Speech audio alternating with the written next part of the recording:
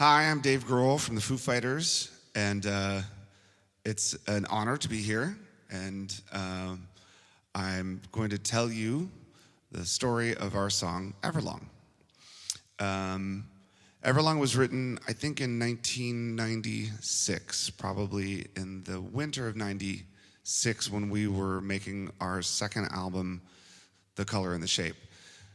You know, if you've ever been in a studio with a band for a long period of time, and you're recording multiple songs, you know, there's a lot of time just sort of sitting around waiting for something to happen.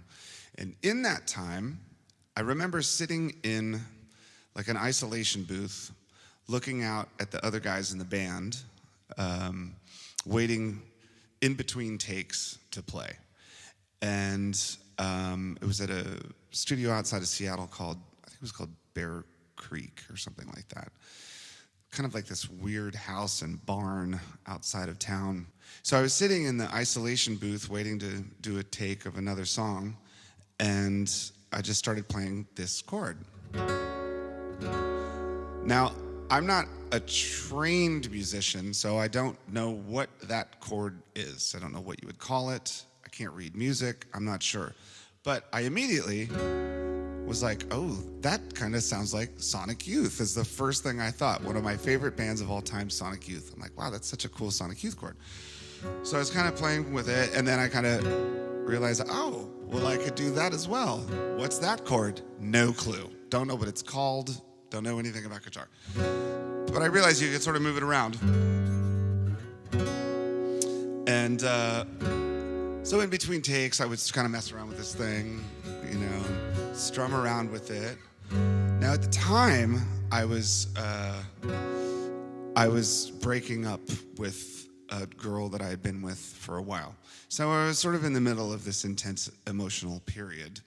And for whatever reason, the emotion or the feeling I got when I would play this succession of chords sort of touched on whatever that emotion was. So we continued recording. In the meantime, my relationship ended, and I was in a very difficult place. I remember it was right around Christmas. I went back to Virginia, where I grew up, and at this point, the song had sort of evolved into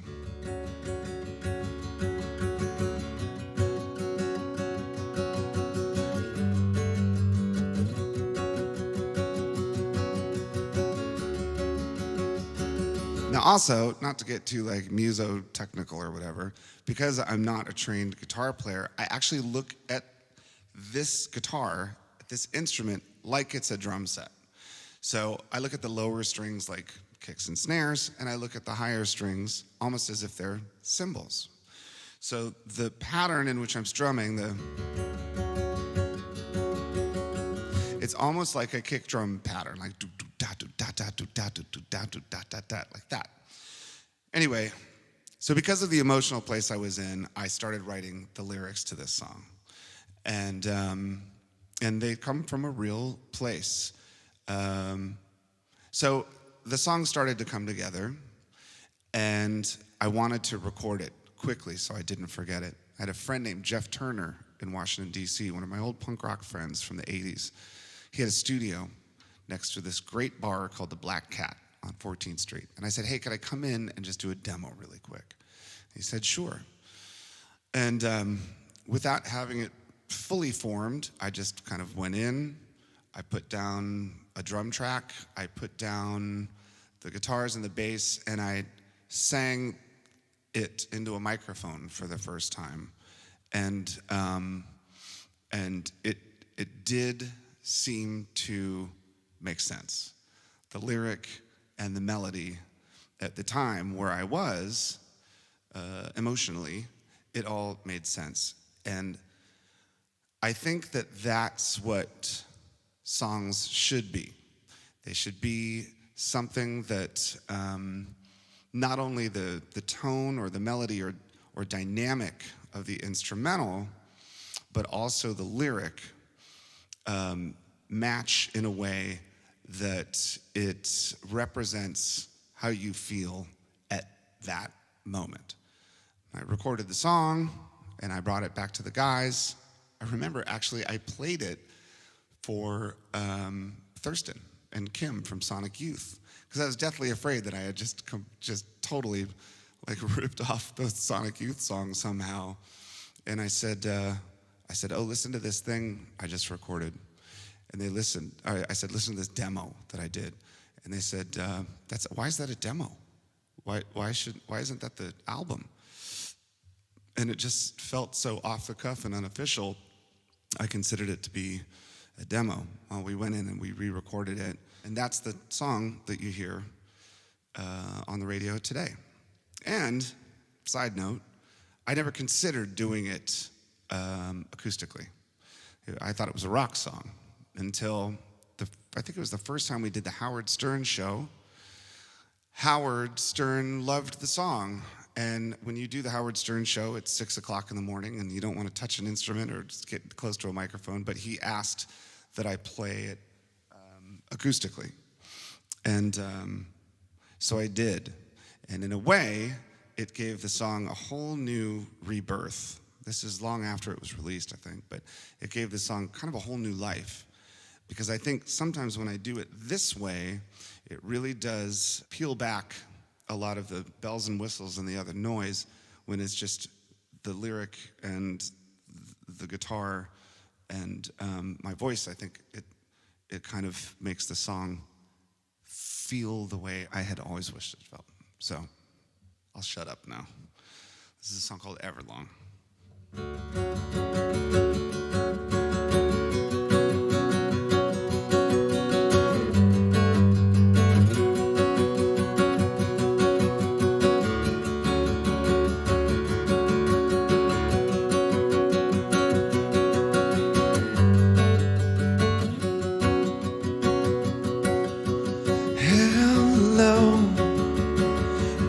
Waited here for you, Everlong. Tonight I throw myself into and out of the red, out of her head she sang.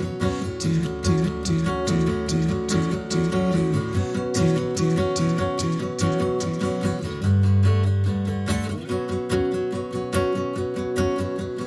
Come down and waste away with me,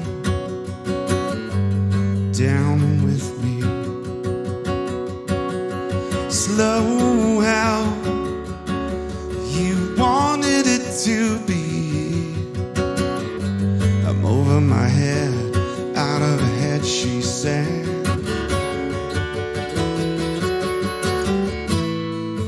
And I wonder, when I sing along with you, if everything could ever feel this real forever, if anything could ever be this good again. The only thing I'll ever ask of you, gotta promise not to stop when I say when. She sang.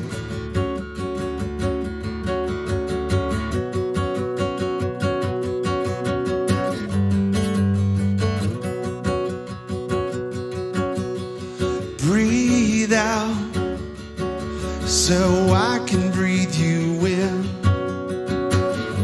and hold you in.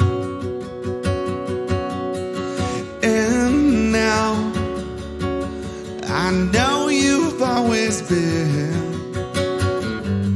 out of your head, out of my head I sang.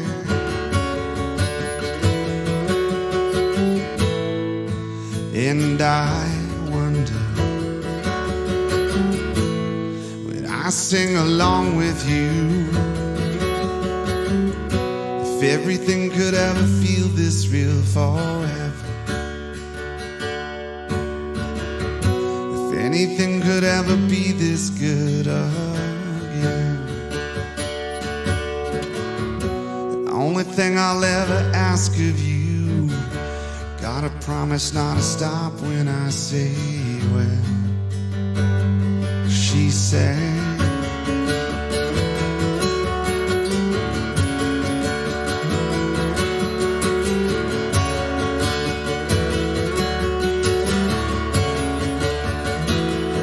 and I wonder when I sing along with you, if everything could ever feel this real forever,